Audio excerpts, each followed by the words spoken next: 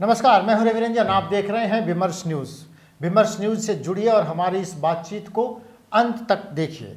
ये 20 मिनट की ये बातचीत होगी और आपसे आग्रह है कि ये 20 मिनट तक के इस वीडियो में अंत तक आप जुड़े रहिए। और अगर आपके कुछ कमेंट हैं तो अपने कमेंट बॉक्स में कमेंट लिखकर आप भी इस बातचीत में शामिल हो जाइए। आज का हमारे बातचीत का मुद्दा है कि बिहार से बिहारियों का पलायन और जिल्लत की ज़िंदगी, आखिर इसके लिए दोषी कौन है। इस बातचीत का संदर्भ ये है कि पिछले 5 दिनों से भी ज़्यादा हुए तमिलनाडु से बड़ी संख्या में बिहारी मजदूर, प्रवासी बिहारी वापस अपने घर को लौट रहे हैं। ट्रेनों में ठूंस ठूंस कर जानवरों की तरह उनको भरकर लाया जा रहा है। वो किसी तरह से आ रहे हैं। कोई तो ये कहता है कि होली की छुट्टी मनाने ये आ रहे हैं। इस बीच में 2 वीडियो वायरल हुए जिसमें दिखाया गया कि बिहारियों की पिटाई हो रही है और ये भी दावा किया गया कि 12 लोगों की मौत हुई है इस हिंसा में। हालांकि ये सब साबित करना अभी बाकी है। सरकार की तरफ से जांच कमेटी के बाद ये तय हुआ कि ये एक झूठा वीडियो वायरल किया गया बिहार के लोगों को परेशान करने के लिए और उनमें दहशत भरने के लिए। इन सब के बीच बिहार की सरकार से लेकर सड़क से लेकर सदन तक जोरदार हंगामा हुआ। बीजेपी से इस्तीफे की मांग की गई तो मुख्यमंत्री और डिप्टी सीएम से भी इस्तीफे की मांग की गई। ये सब कुछ क्यों हो रहा है? इसलिए कि बिहार से बड़ी संख्या में लोग काम की तलाश में देश भर में ही नहीं, दुनिया भर के अनेक देशों में लोग काम की तलाश में जाते हैं और वहाँ उनकी ज़िंदगी नर्क से भी बदतर होती है। वहाँ के लोग बिहारियों को हे दृष्टि से देखते हैं। इन हालात का दोषी कौन है, हम लोग इसी पर बातचीत कर रहे हैं। हमारे साथ हैं जाने माने राजनीतिक विश्लेषक, सामाजिक कार्यकर्ता चक्रवर्ती अशोक प्रियदर्शी जी। अशोक जी हमारे साथ इस बातचीत में शामिल होंगे और उन बिंदुओं की ओर इशारा करेंगे कि आखिर बिहार से जो पलायन हो रहा है उसका दोषी कौन है। पलायन का मतलब लोग घूमने फिरने नहीं जा रहे हैं, लोग रोज़गार करने भी जा रहे हैं, लोग पढ़ने लिखने जा रहे हैं, लेकिन सबसे ज़्यादा लोग रोज़गार की तलाश में जा रहे हैं और किसी तरह से 2 जून की रोटी कमा रहे हैं। तो सबसे पहले तो हम अपने इस कार्यक्रम में अशोक जी का स्वागत करते हैं और उनसे मेरा पहला सवाल यही रहेगा कि बिहार से पलायन एक बड़ा संकट आप इसको मानते हैं? बिहार से पलायन बड़ा संकट है। थोड़ा सा आईवाश किया गया था। नीतीश जी जब पावर में आए थे 2005 में, तो एक वक्तव्य में उन्होंने दिया था कि मजबूरन बाहर जाने नहीं जाएंगे। हाँ, ये ठीक बयान था, बाहर जाने नहीं देंगे। इस तरह का बयान जो है वो जो पलायन से जो लोग अपने परिवार की स्थिति बदल रहे हैं बाहर काम करके, तो उसमें ये कहें कि बाहर जाने नहीं देंगे, वो गलत होता। और जाने वालों को कहीं रजिस्ट्रेशन करना, प्रतिबंधित करना, उनकी जांच तपास करना, ये होता तो गलत होता।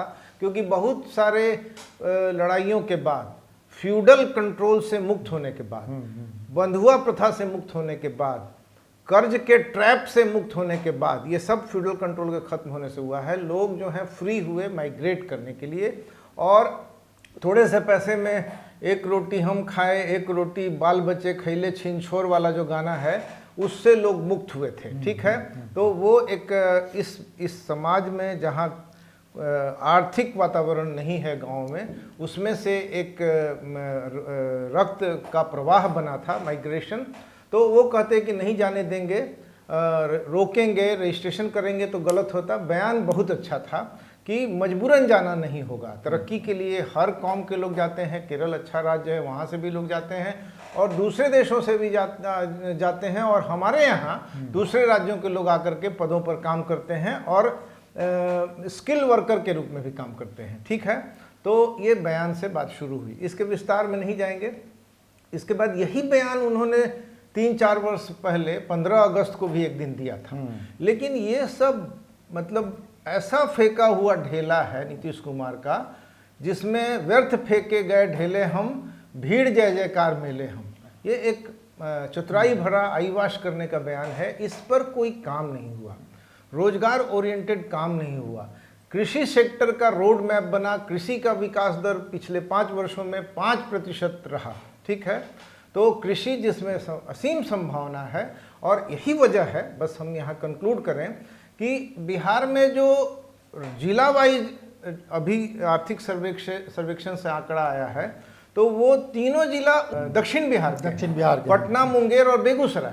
ठीक है, बेगूसराय गंगा नदी के उस पार है, बेगूसराय पटना से लगा हुआ है, लेकिन जिस तरह पूरा जो हिमालय और गंगा का तराई इलाका है, उस इलाके से कोई भी जिला पर कैपिटा इनकम के मामले में और ग्रॉस डिस्ट्रिक्ट प्रोडक्ट के मामले में दूसरे राज्य से compete नहीं, दूसरे जिलों से compete नहीं कर सका। तो इस तरह से अनएम्प्लॉयमेंट की समस्या का निदान नहीं हुआ स्थायी रूप से, माइग्रेशन होते रहा, माइग्रेशन के लिए लोग मजबूर होते रहे, और कोसी बाढ़ के समय नीतीश कुमार टॉल बात करते रहे, लेकिन 2008 में कोसी बाढ़ के बाद ट्रेनों में लद लद के जाना शुरू हुआ, और अब तक सहरसा, सुपौल, अभी आपके प्रोग्राम में महेंद्र यादव आए थे, तो उन्होंने ट्रेन ज़्यादा चलाने की मांग की, यानी कि वहाँ इकोनॉमिक एक्टिविटीज़ सरकार नहीं दे पा रही है। तो इस तरह से यहाँ चैलेंज के रूप में नहीं लिया गया, पिटिएबल स्थिति है, बड़े संख्या में लोग जाते हैं, माइग्रेट करते हैं, 1 करोड़ लोग मौसमी पलायन कर रहे हैं। बिहार से पलायन एक बहुत बड़ा दंश हम कह सकते हैं बिहार के लिए है, और ये आज से नहीं है। आंकड़ों के खेल में हम नहीं जाएं, पलायन तो होता ही है और बिहार से बड़ी संख्या में, लेकिन हम आपको बताएं 51 से 61 माने 10 सालों में जो उस समय जो सेंसस आया, उस समय ये पता चला कि 4% लोग बिहार से पलायन कर रहे हैं। लेकिन 2001 से 11 के बीच में 93 लाख लोगों का पलायन हुआ, माने 1 करोड़ लोग। ये जो है कुल आबादी का 13% था। ये सरकारी आंकड़े हैं। लोग पढ़ने के लिए, लोग काम की तलाश में और भी अनेक कारणों से बाहर जाते हैं, लेकिन ज़्यादातर लोग, हम आंकड़े यही कह रहे हैं कि 55 से 60% लोग रोजगार की तलाश में बाहर जाते हैं। बाहर जाते हैं, उनको काम नहीं मिलता, उनको सस्ते में काम करना पड़ता है। अभी तमिलनाडु में विवाद का विषय यही है, जो उसमें थोड़ी बहुत भी जो सच्चाई है उसमें यही बात है कि वहाँ के लोकल मजदूर जिस काम को 1000 में करते हैं, बिहार के मजदूर उसको 600-700 रुपये में कर लेते हैं। और झगड़ा इक्के दुक्के जो झगड़े हुए वो इसी के लिए हुए थे। हालांकि अभी वो मामला जांच चल रहा है, उसमें हम नहीं जाना चाहते। हम ये कह रहे हैं कि महाराष्ट्र में बिहारियों की पिटाई होती है, तमिलनाडु में बिहारियों के लिए इस तरह की खबरें आती हैं, और अनेक राज्यों में, पंजाब में, सूरत में, दूसरी जगह भी बिहारियों की पिटाई होती है, उनको खदेड़ा जाता है, उनको अपमानित किया जाता है। वो यहाँ से इसलिए जाते हैं कि उनको काम चाहिए। बिहार की सरकार ने ये लगातार, बिहार में पिछले 30 साल से ज़्यादा हो गए, 17 साल तो मुख्यमंत्री नीतीश कुमार बीजेपी के साथ मिलकर सरकार में रहे, लालू प्रसाद यादव भी सरकार में रहे 15 से 17 साल, और अब फिर दोबारा नीतीश कुमार के साथ मिलके 2-2 साल का एक इनका ये भी हो गया। तो ये पिछले 30-32 सालों से बीजेपी, आरजेडी और जेडीयू, इन्हीं माने समाजवादियों की हम कह सकते हैं, उसमें केवल बीजेपी का भी थोड़ा हिस्सा है, ये लोग सरकार में रहे। देश के प्रधानमंत्री बनने से पहले नरेंद्र मोदी ने बिहार के लोगों का अपमान किया या क्या किया? उन्होंने आरा की सभा में चिल्ला चिल्ला कर कहा कि आपको इतना करोड़, इतना करोड़, इतना करोड़ और इतना करोड़ मैंने दे दिया और दे रहा हूं। लेकिन वो पैसे कहाँ गए, किसके लिए गए? जब बिहार का बंटवारा किया गया, जब झारखंड और बिहार बटे, उस समय भी बिहार का ख्याल नहीं रखा गया। आप इस बात से इत्तेफाक रखते हैं कि ज़्यादातर लोग जो जा रहे हैं तो वो केवल रोजगार के लिए जाए, हालांकि पढ़ने के लिए भी बड़ी संख्या में विद्यार्थी दिल्ली और दूसरे राज्यों में पढ़ने के लिए भी जा रहे हैं। जो विद्यार्थी पढ़ने के लिए जा रहे हैं, वो विद्यार्थी पढ़ाई पूरा करने के बाद घर आते हैं और फिर चले जाते हैं नौकरी के वेटिंग में। अगर उनका कैंपस सिलेक्शन नहीं हुआ तो वो भी रोजगार के लिए जा रहे हैं। और मौसमी पलायन करते हैं सामान्य मजदूर, वो हर साल करते हैं। ट्रेंड ये है कि पहले लोग पूरब जाते थे, यहाँ बंगाल के चट्टलों से लेकर के और असम तक, नागालैंड तक, ये सब कहानियाँ थी। लेकिन अब वो लोग जाते हैं पश्चिम। बंगाल के मजदूर भी अब जाते हैं दूसरी जगहों पर, दक्षिण जाते हैं जहाँ उनको नज़दीक पड़ता है। और बंगाल में भी अब जॉब क्रिएशन वाली सरकारें नहीं हैं, सरकारें डेमोगॉगी वाली हैं, बैकवर्ड सोच वाली हैं, तो पश्चिम जाते हैं। पहली बात माइग्रेशन। दूसरी बात है कि ये मजबूरन माइग्रेशन है, उसका एक दूसरा इम्पैक्ट पड़ता है। मैं बराबर इसको दोहराता हूँ, अभी भी आज दोहराऊंगा कि इम्पैक्ट ये पड़ता है कि आधे मजदूर बाहर चले जाते हैं तो आधे मजदूरों की कलेक्टिव बार्गेनिंग कैपेसिटी अपने आप आ जाती है, उनको ऑर्गेनाइज होकर स्ट्रगल नहीं करना।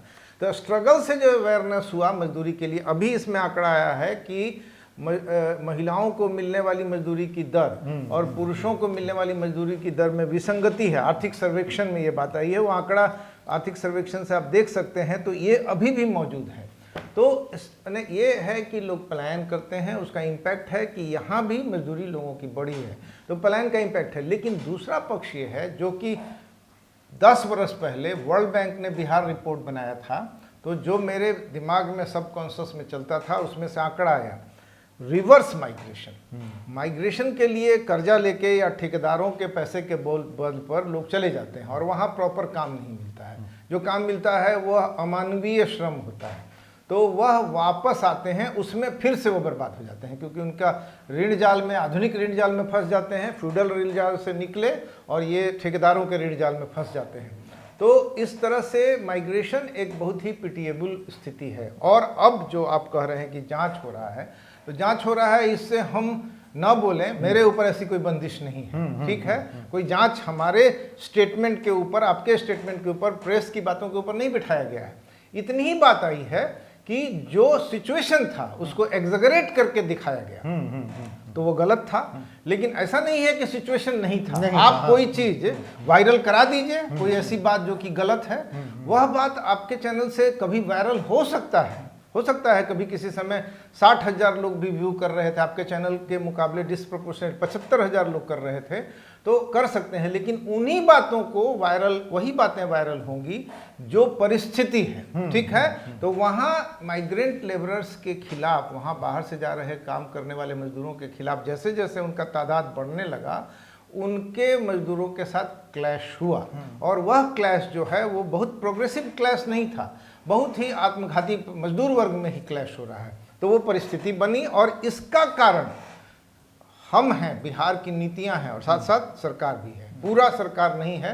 बिहार में जब पैसे वाले लोग भी पलायन करें, दूसरी जगह पूंजी लगाएं और अपने यहाँ केवल ट्रक और बस में पूंजी लगाएं, बिहार में जब चीनी मिलें बंद हो जाएं तो लोग इसको नहीं सस्टेन करा सकें, बिहार में जो इंडस्ट्रियलाइजेशन का जो प्रोसेस है उसको नहीं करें, बिहार में जब मुंगेर का बंदूक कारखाना होते हुए भी तोप कारखाना आपको चेन्नई में और दूसरे स्थान पर खुले और बिहार के माने ये भाजपा के ही शहनवाज हुसैन जो कि इंडस्ट्री के मामले में थोड़ा अन्य लोगों से कुशल दिख रहे थे वो हों, तब भी बिहार में जब 60,000 लोगं का स्क्रूटनी करके स्वरोजगार के लिए लिस्ट बने, स्क्रूटनी करके माने जो लोग स्वराज्य के लिए आवेदन दिए स्वरोजगार के लिए, सरकार के 10 लाख के ग्रांट में 5 लाख रुपया मदद हो जाएगा और 5 लाख रुपया लौटाया जाएगा, ये स्कीम है। तो इसमें 60,000 लोग ही मात्र चुने गए, उसमें से 60,000 लोगों को भी अब एम्प्लॉयमेंट का अवसर नहीं दे पा रहे हैं। 10 लाख रोजगार देने की बात कर रहे हैं, अभी भी इस बजट में कुछ दोहराया है लेकिन उसका कोई आंकड़ा नहीं है। आंकड़ा तो तभी ना होगा जब वो 60,000 को दे देंगे, या 60,000 में दोबारा स्क्रूटनी करेंगे तो 5,000 और छट जाएंगे, लेकिन 8,000 लोगों को इन्होंने दिया। तो इस तरह से बेरोजगारी के मसले को बहुत ही खराब ढंग से लेना, बिहार में जो अपने रिसोर्स हैं, प्राकृतिक रिसोर्स हैं, उनके बारे में दृष्टिविहीन रहना, जिन विषयों में संसार की बेस्ट इंजीनियरिंग लगाई जानी चाहिए, जैसा कि मेट्रो बनाने में बेस्ट इंजीनियरिंग भारतवर्ष में लगाया, तो क्यों नहीं बिहार के जो अनेक नदियां हैं जिसमें काफ़ी पानी है, उनके बारे में मतलब ये पिछड़े किस्म का दोषारोपण करने की जगह पर नदी बेसिन घाटी का रिसर्च इंस्टीट्यूशंस बनता और विश्व स्तर के इंजीनियर, बाहर के इंजीनियर नहीं, विश्व स्तर के माने ऐसे दिमाग के इंजीनियर्स उसमें लगाए जाते। तो ये सब जब नहीं होगा तो बेरोजगारी की स्थिति होगी। इस पर बाहर से जो पलायन मजदूरों की जो दशा दुर्दशा है, चेन्नई तमिलनाडु में गैर भाजपा सरकार है और बिहार में अभी नीतीश कुमार सोमरसॉल्ट करके एक गैर भाजपा सरकार को लीड करते हैं और सिद्धांत विहीन है, एस्टीमेट घोटाला करते हैं, वैसी परियोजनाओं में ध्यान देते हैं जिसमें डिस्प्रोपोर्शनेट स्टेट एस्टीमेट बन सकता है। उसकी सबसे बड़ी मिसाल है रवि रंजन जी, जो जेपी सेतु इस पार आता हाँ, है, हाँ, वहां से एम्स तक का जो एक एलिवेटेड रोड है, वह रोड 1300 करोड़ रुपए का है और 100 करोड़ रुपए से ज्यादा 1 किलोमीटर पर खर्च हुआ है। वैसे 4 लेन हाईवे बनने में एक किलोमीटर पर 3 करोड़ रुपया खर्च होता है। उस रोड पर सड़क गाड़ियां नहीं चलती है। दूसरी मिसाल है म्यूजियम। म्यूजियम की मिसाल तो तल्ख होकर के सामने आती है कि इस पर जितना पैसा दिया गया, मैंने मेट्रो के ऊपर जिसका बहुत ताम झाम है, उस पर जितना पैसा दिया गया उसका 1.5 गुना पैसा दे दिया गया आपको म्यूजियम पर। 100 करोड़ मेट्रो के लिए तो और 150 दिखावे, शोशेबाजी और एस्टीमेट घोटाला के मसले हैं। बिहार जैसे प्रांत में अब दिल्ली एस्टीमेट घोटाला का जगह नहीं है, वहां भी होता है। एक समय जब बिहार से झारखंड अलग हुआ था तो वहां लूट थी और एस्टीमेट घोटाला का प्रदेश था। आज अव्वल प्रदेशों में बिहार होगा, ये है। तो ऐसी स्थिति में मतलब लोग रिवर्स माइग्रेशन एक बहुत बड़ी समस्या होगी और माइग्रेशन भी एक बहुत बड़ी समस्या होगी कि हम लोगों ने असम हो या महाराष्ट्र प्रदेश, एक ही माटी एक ही देश, ये तो प्रदर्शन किया था। और इस प्रदर्शन को गुवाहाटी के अखबारों ने इस प्रदर्शन के न्यूज़ को प्रथम पेज पर छापा था, क्योंकि गुवाहाटी में रेलवे का इम्तहान देने गए बच्चों के साथ प्रताड़ना हुई थी और वह असम समाज के लिए भी बुरा था, असम के समाज के लिए भी। तो एक तरफ तो उस अखबारों ने हमारे इस पटना के कार्यक्रम का, जिसमें 100 लोग 125 लोग थे, काफ़ी महत्व दिया था। तो ये समस्या रही है और इस बार भी है।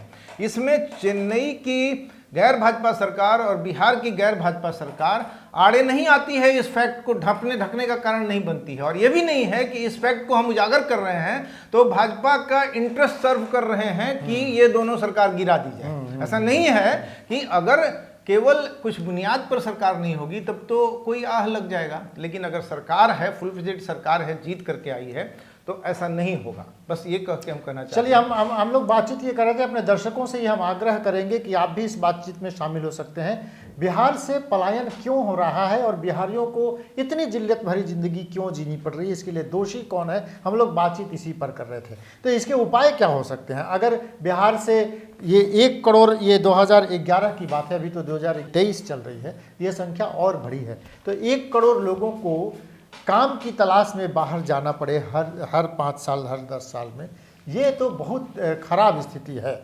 इस स्थिति से निपटने के लिए आखिरकार उपाय क्या है? आपको 2-4 बिंदु अगर सुझाना हो तो उपाय क्या हो सकता है? सबसे बड़ा उपाय है एग्रीकल्चर सेक्टर। एग्रीकल्चर सेक्टर में जितना इन्वेस्ट कीजिएगा, वह खेत जो है छोटे छोटे लोगों में बटा हुआ है। फ्यूडल कंट्रोल आमतौर पर चंपारण को छोड़ करके कहीं भी इंटैक्ट नहीं है, बड़े बड़े भूस्वामी नहीं हैं तो उनकी ज़मीनें बंट गई हैं और इस तरह से आमतौर पर छोटे छोटे कृषकों के पास खेत है।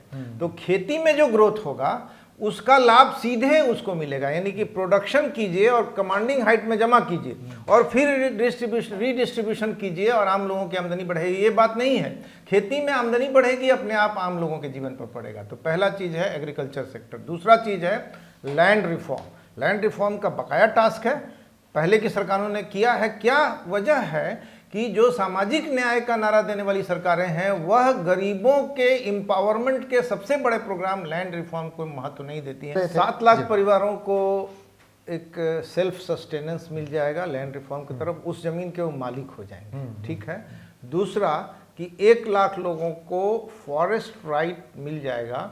उड़ीसा में 3.5 लाख लोगों को मिल गया है। बिहार में दावा अगर होगा, वो लोग हैं जो जंगल की ज़मीन पर खेती करते हैं और जिनके पक्ष में 2008 से फॉरेस्ट राइट एक्ट 2006 नाम का कानून 2008 से इफेक्टिव है, जिस पर एकदम से फाइल पर बैठ गए हैं ब्यूरोक्रेट्स और सरकार के जो लोग हैं वो इंडिफरेंट हैं, गाफिल हैं। तो फॉरेस्ट राइट एक्ट लागू करेंगे।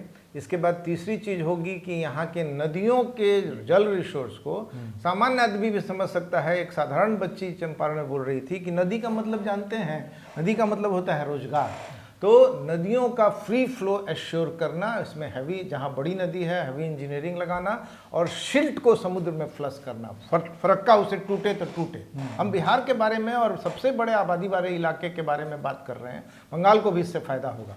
तो इसमें ये वाटर रिसोर्स का नियोजन, बिहार में नदियां हैं उत्तर से भी और दक्षिण से भी कुछ नदियां हैं जो सालों भर पानी लेकर के आती हैं। 3 नदियां इधर हैं, इसमें नहीं जाएंगे, समय कम है। और इसके बाद ये भी है कि तीसरा इंडस्ट्रियलाइजेशन। इंडस्ट्रियलाइजेशन के लिए लोग कहते हैं कि परिवेश की जरूरत है। परिवेश ये है कि कंज्यूमर्स हैं, इंडस्ट्रियल गुड्स लद लद करके आ रही हैं ट्रकों पर, तो इंडस्ट्रियल कंज्यूमर्स हैं, तो यहाँ लोकल इंडस्ट्री खड़ी हो सकती है, वो सब्सिडियरी भी होगी, इंडिपेंडेंट भी होगी। हम मानते हैं कि हर पोस्ट पर एक कैंपस भर के इंडस्ट्री लगा दीजिए, तो जो अभी 90 लाख से अधिक हेक्टेयर जमीन में से 50 लाख हेक्टेयर पर खेती होती है, तो शेष जमीन तो बची हुई है। खेती को भी बढ़ाना है, सड़क भी बनाना है, आधे से थोड़ा ही कम जमीन, आधे से थोड़ा ही ज़्यादा ज़मीन जो है खेतों में है। तो इसमें यह है कि जो बची हुई ज़मीन है उस ज़मीन पर इंडस्ट्री हर जगह लगाया जाना, ये एक काम है। इंडस्ट्री लगता है कि बहुत पूंजी लगेगा, थोड़ा सा रोजगार मिलेगा, ऐसा बात नहीं है। इंडस्ट्री में काम करने वाले मजदूर कम होंगे, लेकिन इंडस्ट्रियल प्रोडक्ट को ले आने, उसका माल जुटाने में बहुत रोजगार जनरेट होता है। जैसे चीनी मिल चलेगा तो चारों तरफ गन्ना के किसान जो हैं वो काम करेंगे, ट्रैक्टर वाले काम करेंगे, बैलगाड़ी वाले काम करेंगे, और माल को पहुँचाना, इसमें बहुत रोजगार जनरेट होता है। तो इंडस्ट्री, चीनी मिल, मुंगेर का मिल, और इसके बाद अभी जो सबसे ज़रूरी है फूड प्रोसेसिंग इंडस्ट्री, बिहार में इसमें अपार संभावना है। यहाँ के फलों में बहुत ही मतलब रस है और स्वाद है, तो वो ये काम करना। और इसके साथ साथ अंतिम काम कि सरकार गांव-गांव में, एक काम सबसे ज़रूरी है कि गांव-गांव में जो स्कीम है 30 लाख मकान बनाने का काम 4 वर्षों का करे। इसमें जितना भी सरप्लस लेबर है, खुद ठेकेदार वह होगा जिसका मकान बनना है, पक्का मकान उसका होगा, बढ़िया से बनाएगा, ज़्यादातर इक्का दुक्का चोरी हो सकती है, और मकान बनाना। इससे क्या है कि गांव का इकोनॉमिक वातावरण बनेगा। और बिहार में चूंकि गाँव की आबादी है सबसे ज़्यादा, सघनता हिमाचल जैसे छोटे राज्य को छोड़ करके सबसे ज़्यादा गाँव में आबादी का प्रतिशत है वो बिहार में है। इसका आंकड़ा बार बार दोहराने की जरूरत नहीं है। तो गांव में रोजगार जनरेट हो सकता है। चलिए, हर 1 किलोमीटर पर क्या एक उद्योग लगाया जा सकता है? हर एक कोस पर हम कर रहे हैं, एक कोस 3 पर, किलोमीटर पर, हर 3 किलोमीटर पर क्या एक उद्योग लगाया जा सकता है? क्या बिहार की नदियों से रोजगार के अवसर खड़ा किए जा सकते हैं? क्या बिहार के बंद पड़े चीनी मिलों को अगर खोल दिया जाए तो वहाँ क्या रोजगार के अवसर नहीं हो सकते? बिहार से जो बड़ी संख्या में नौजवान और लोग काम की तलाश में दुनिया भर में जा रहे हैं, क्या उनकी ज़िंदगी को संवारने के लिए बिहार की सरकारों को चिंता नहीं करनी चाहिए? इन सब सवालों के साथ ये सवाल हम आपके लिए छोड़ कर जाते हैं। इस बातचीत में शामिल होइए, क्योंकि ये समय का तकाजा है कि हमें ये बातचीत यहाँ ख़त्म करना पड़ेगा। आप अगर सुझाव दे सकते हैं और आप भी अगर इस बातचीत में शामिल होना चाहते हैं तो हमें लिख भेजिए, हमारे स्टूडियो में आइए और इस बातचीत में शामिल होइए। विमर्श न्यूज़ पर ऐसे गंभीर विषयों पर चर्चा हर रोज़ हमेशा ही जारी रहती है। आप उस चर्चा में शामिल होने के लिए आप सर्च कीजिए, आप जाइए www.vimarsnewslive.com पे, हमारे चैनल को सर्च कीजिए, उसे सब्सक्राइब कीजिए और उसके बगल में जो बेल आइकन है उसको भी दबाइए, ताकि आपको समय समय पर नोटिफिकेशन मिलता रहे। तो देखते रहिए विमर्श न्यूज़। आज की बातचीत बस यही खत्म होती है। नमस्कार।